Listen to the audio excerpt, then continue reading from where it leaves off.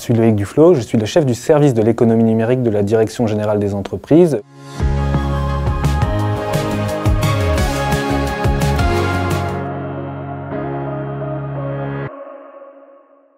Une cybermenace, finalement, ce sont l'ensemble des menaces que rencontrent les entreprises, les citoyens dans leur vie en ligne. Concrètement, ça peut prendre la forme d'un simple lien sur lequel on clique et qui va ensuite entraîner des dégâts sur un système d'information ou du vol de données ou encore un chiffrement des données à des fins de rançon.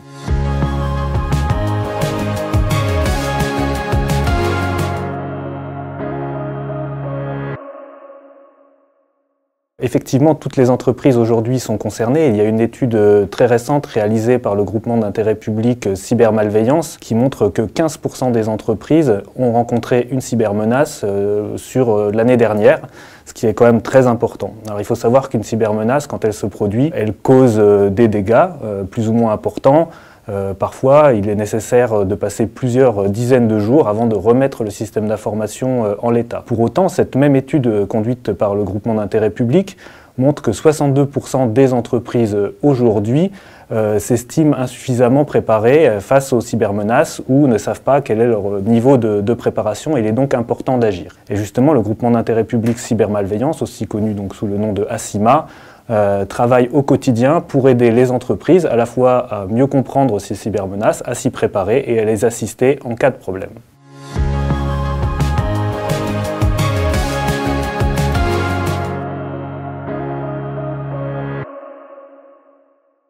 L'Union européenne récemment a décidé d'un renforcement du niveau de sécurité des entreprises au travers d'une directive dite NIS 2. Et l'objectif de l'ADGE, c'est bien entendu d'expliciter que cette mise à niveau en termes de sécurité elle est nécessaire pour protéger le patrimoine informationnel des entreprises, mais surtout de les accompagner pour que cette mise en œuvre soit la plus simple possible dans une meilleure compréhension des enjeux. Et pour faire cela, donc, elle travaille dans un cadre interministériel, notamment avec l'Agence nationale de la sécurité des systèmes d'information, le groupement d'intérêt public ACIMA, pour développer des contenus, des ressources pour aider les entreprises et surtout mettre en capacité les réseaux de terrain, que ce soit les prestataires du GIP Cybermalveillance, que ce soit les prestataires de l'initiative France Num qui vise à aider les entreprises dans leur numérisation, ou que ce soit les chambres de commerce et d'industrie ou de métiers et d'artisanat qui tout ont un rôle à jouer pour aider ces entreprises à s'approprier ces questions.